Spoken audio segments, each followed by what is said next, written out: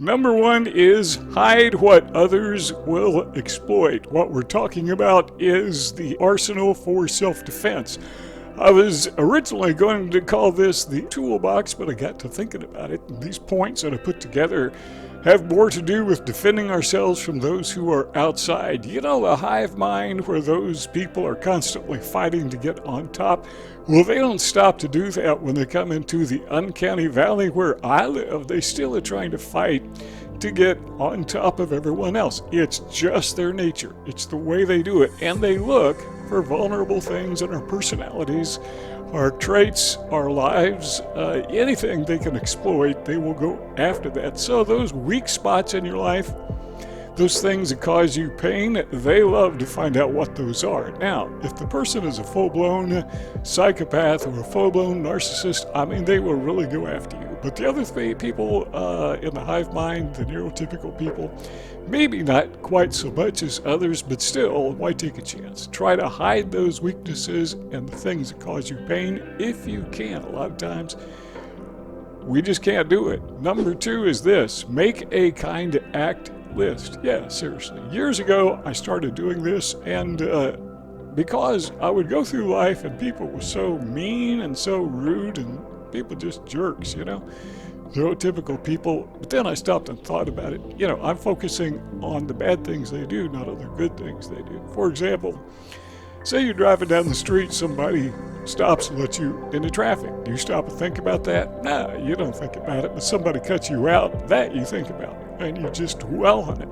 So I found that if I started making a list, I mean daily, as I go through life and people say something nice to me, maybe somebody at the grocery store, because that's about the only place I go, they say something nice and kind or maybe help me. I mean, when I go to the grocery, I go at like 6 in the morning when they first open because I don't like to be around people.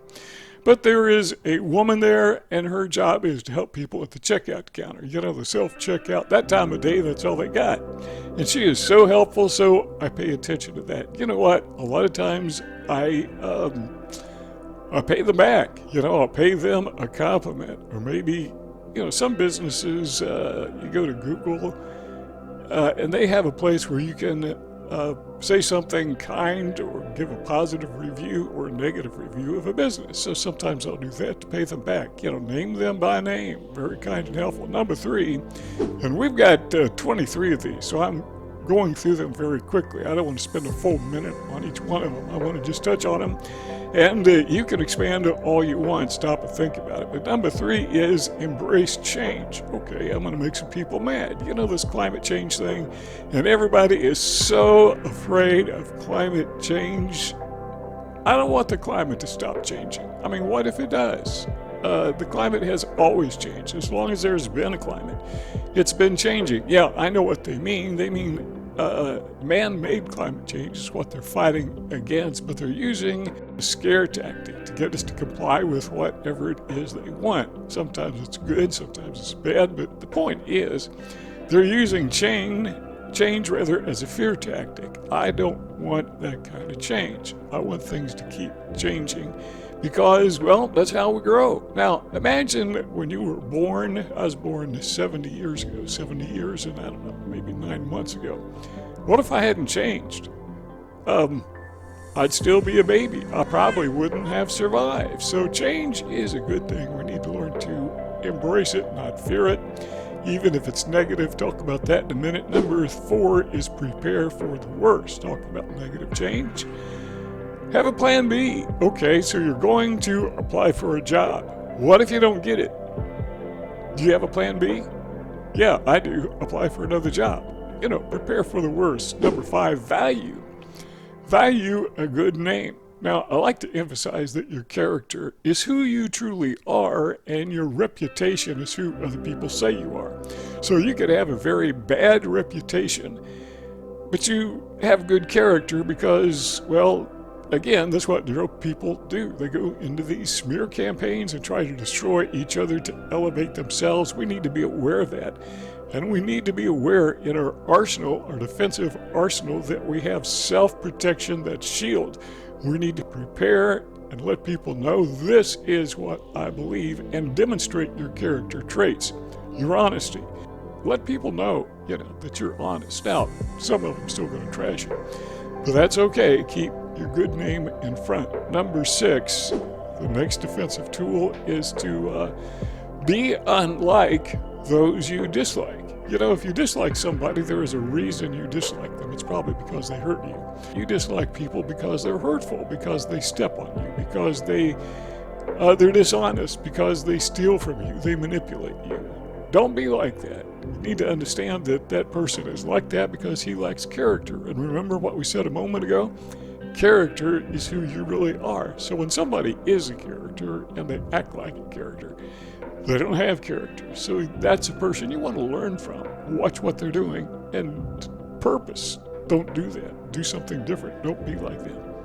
Number 7 is kind of the opposite. It's surround yourself with people you admire, who is somebody you want to be like. And if you can't, or even if you can, you can find them virtually through books or through videos like you're watching now. Maybe it's just television, maybe it's YouTube, maybe it's a book we read, maybe it's an article we're reading, but we're exposing ourselves to these people who have positive minds, people we admire, so that becomes who we are. And I heard this somewhere else, I don't know who originated it, but they say that you are the summation of your 5 closest friends, because those people influence you. Listen to my wife on the telephone. I can almost always tell the person to whom she is speaking, with whom she is speaking, by the way she talks, because the other person influences her, and that's true of everybody. Number 8 is don't focus on money alone as wealth. By the way, nothing wrong with focusing on money when it comes to be fiscally responsible. But a lot of times we think money is happiness, and so we try to be as wealthy as we can so we can be as happy as we can, and we find out that doesn't work. I was watching a YouTube video the other day, and this is all the guy was doing. He was interviewing people, a lot of them were young people, and he was asking them what makes you happy, and nearly all of them said money.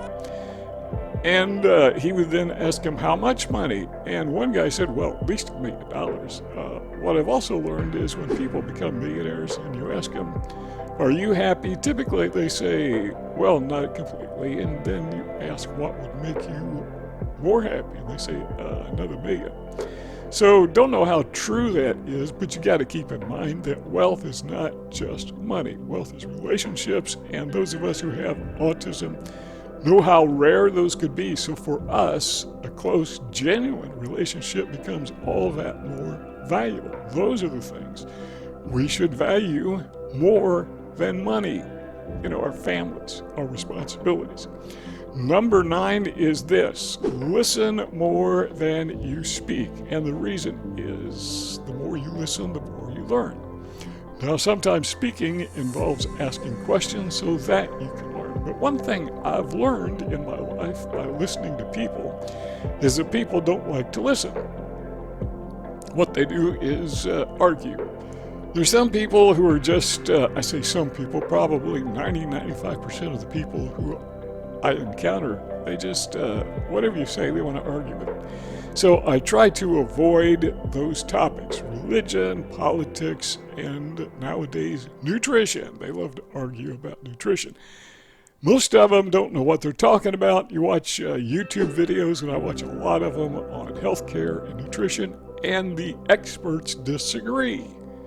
One of them will say you need to eat more meat, and another one says, oh, you need to cut meat totally out of your diet. Somebody says you need to cut out salt. Another guy says you got to have salt or you'll die. So what I do is I just don't touch on those topics. I want to listen, and I want to listen expressly to learn. But it's okay to talk. I'm not saying that. I'm just saying that put the focus on listening. Number 10 is embrace failure as a teacher. Some things just don't work, and I think it was Thomas Edison who said, somebody said, he failed 10,000 times before he invented the light bulb. And he said, no, I just found out 10,000 things that didn't work. He learned what didn't work, and he was on a discovery tour, or a trip of discovery. So don't think of your failures as anything other than discoveries. Finding out what doesn't work. What I have found is the road to success is paved with failures. You know, the more you fail, the closer you get to success. So yeah, you're walking down the road. What am I stepping on here? Oh, those are failures. They're moving me forward. Number 11 is think before you respond. Could be family, could be at work, wherever you're around people, they are going to be offensive. Now, this is one of the very first things we talked about, you know, making that list when people aren't offensive, when they are positive. Because quite frankly, at least in my life, people have been more kind than they've been mean. It's just that the hateful things, the mean things stand out. But we need to learn that when they do those things that hurt us, sometimes our reaction, more than a response, our reaction is just impulsive and it can hurt us. But we shouldn't react, we should respond.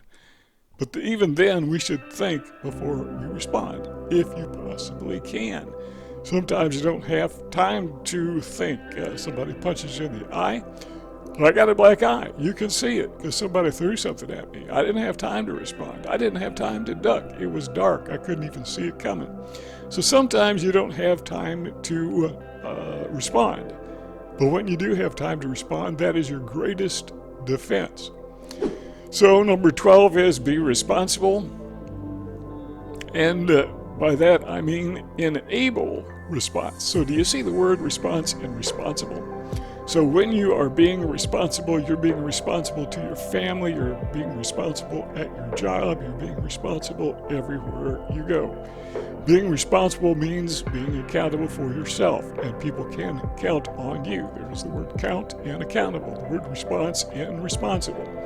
So that is a strong defense, because when people attack you, what you need to do is be able to fall back on the responsibility. That is to say, the fact that you were responsible. Put other people, you know, your critics, put them in a position where they have to lie about you. If they're going to trash talk you, they're going to have to lie. Don't give them any ammunition. The ammunition is yours. Number 13 is don't allow others to control your mood. What mood are you in at this very moment? How did you get in that mood? Somebody offends you, and again, this is something we've just covered, but when somebody hurts you, that kind of puts you in a bad mood, they put you in a bad mood, and you allowed them to put you in a bad mood, and that hurts. And it's not always easy to recover, but the best thing to do is be mindful that people are going to do that, and determine beforehand that no one is going to decide for me what mood I'm going to be in. Number 14, we already touched on it, so we're just going to touch on it even more briefly, and that is don't react. Sometimes you got to. But by and large, we need to keep in mind that a reactive life is a life that is not in control. We don't have self-control when we're constantly reacting. Number 15 is have a variety of life goals. Now, we said earlier you need to have a plan B, you know, as a defensive measure, but what about going forward? We have one life goal, right? Well, we need to have many life goals because sometimes things don't work out. Sometimes more than one thing will work out. So imagine that you had multiple income streams. Would that be a problem? No, that'd be super fine, right? So you don't have just one friend. Maybe you do, maybe you don't have any, but wouldn't it be better to have multiple friends? Not too many, but a few. So what about goals in life? Things that you want to achieve. You can have more than one thing. You can aspire to, better your lot in life financially. Nothing wrong with that. You can aspire to have a decent family if you don't have a family, to be considerate to those who are family-like. You can have all these goals in your life, have a variety of them. It doesn't hurt to maybe write them down. I'm a big guy. Well, I'm a big list guy, I should say. I was a big guy. I lost a lot of weight. But I'm a big list guy. I like to write things down. I like to journal. So, have life goals. What are your life goals? What do you want to accomplish? One of the things I want to accomplish is I want to stay fit, I'm not perfectly fit. Nobody is, but I want to stay as fit. I don't want to get any worse. Let me put it to you that way. I know age is taking over. I can't help that. But where I can help it, that's one of my life goals. Be content. This is number 16. Be content with your state, whatever state you're in. I'm not talking about Indiana. I'm not talking about California. I'm talking about your state of mind, your state of being. Things that you can't, you're unchangeables. That's the way to say it, I think. Be content with those things because you can't change them. Why would you fret over things that you can't change? I'm going to talk about fretting in just a moment. Number 17 is embrace humility. But, just embrace humility. And by that, I don't mean weakness. I mean, be real. That's it. That is the essence of humility. Just be genuine, be real, be who you are. Number 18 is find solutions, not self-blame. Number 19 is ignore cynical critics, haters. Watching a basketball game and you notice the other guys, the other people in the room, they can tell the flaws of the players. Now these are professional players. If you know better than they are, why aren't you making $1 million a year, throwing a ball in a hoop? Well, that's just the way people are. We're cynical, we're critical, not just them, but all of us. Advisors, as I said earlier, they contradict themselves. I was talking about nutrition a moment ago, and so you go to these advisors, even your doctors will give you different advice. I recall going to the doctor, I weighed 180 pounds, and she said, you need to stop losing weight. Okay, fine, so I lost another 40 pounds. But, they're not always right. So we need to ignore cynical critics, but don't ignore critics. I had a title of a video that some people thought it was just not a good title because it kind of touched on politics, and I tried to avoid that. And somebody left a comment to that effect, and I thought, this is a criticism, but it's a positive criticism. It's a useful criticism. So I changed the title. I changed the thumbnail. Maybe you can find it. Go back and take a look. Number 20 is this. Identify the silver lining in every circumstance. Now keep in mind that they say that every cloud has a silver lining, to which I respond, well then every silver lining has a cloud. If there's something good going on, I guarantee you there's something bad going on. We don't live in a perfect life. So we need to seek out those positive things, those encouraging things, those silver linings, like I said earlier. Why not make a list every time somebody is kind and considerate to you so you can refocus your brain, so you can override your hard drive that is storing all these memories of the hateful, negative things that people say to hurt you. And you overdrive that by consciously taking note of the silver lining. It's there. That doesn't mean the cloud is gone. It means the cloud is there. Good way to look at that. The way you know a cloud is there is there's a silver lining. Now I'm sitting here at my desk. I'm looking out the window. It's, what time is it? It's 5:39. And I'm looking westward, and you know what I see? I see pink clouds. I see a silver lining. That's a pink lining. Out my window, even as we speak. But you know what's with it? There's a cloud. I'm okay with that because clouds have silver linings, life circumstances. Every single one of them you could possibly think of has something about it that you can focus on. That's not to say to ignore the clouds. If you do, you're going to get wet. You're going to get stuck in a tornado or a rainstorm. Don't ignore those. But number 21 is don't fret. So this is the way that I like to say it. If you can't control it, fretting or worrying is another word for it, does no good. If you can't control it, why fret about it? It's not going to change anything. Okay, what if you can control it? Well, then there's no need to fret. There's no need to worry. So either way, if you can control it, fretting does no good. If you can control it, then you don't need to fret about it. There's nothing to worry about. Number 22, and we're getting to the end, is be grateful. This is not an act. This is an attitude. The act follows the attitude. So if you try to fake the attitude by creating an act, It's hypocrisy. It's not genuine. It's not real. You can do that. Neurotypical people do that all the time. They live in a fake universe. They're constantly wearing masks. And it's okay to wear a mask, because it helps you to communicate. But when it's hypocritical, that's when I think it becomes a flaw.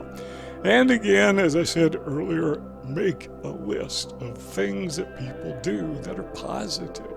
So be grateful. Make a list of things to be grateful for. Thanksgiving, we have an entire holiday in America that is dedicated, in the United States of America, that is dedicated to being grateful, being thankful for what we have. That's a good thing. If you're not happy with what you've got, I don't know who said this, but I'm quoting somebody else. If you're not happy with what you've got, you won't be happy with what you get. So happiness is not a collection of things you possess or even life circumstances. Happiness is a state of mind that you choose to have. Now, I can think of some really tough circumstances where it would be very difficult to be happy. But we touched on this earlier when we said just be content. Embrace your circumstances, particularly those circumstances that you can't change. Just be grateful. If you're not happy again with what you got, not going to be happy with what you get. Number 23. And this is one that we touched on earlier, but I'm going to make it its own exclusive point. And that is success is paved with stones of failure. Don't resent failures. Don't resent those hard times because they are there for a reason. I guarantee you, everything that you can see that was invented, when they were inventing those things, they wouldn't even exist if they didn't have failures on their way to making those inventions. If you got something out of this video, and I know you did, if you got something out of this video, or I hope you did, subscribe to our YouTube channel, then click the bell and YouTube will be notified by you that you are to be notified by them, that you want to be notified when we upload new videos, which I try to do every day, but if I can't think of anything, I don't upload a video just to be making one. But yeah, subscribe, give this video a thumbs up if you think it deserves it. Don't forget to leave a comment if you got some input to add, and if you would share this on social media, that helps us a lot. And that's the best way you can say thank you, is just helping us get these videos out.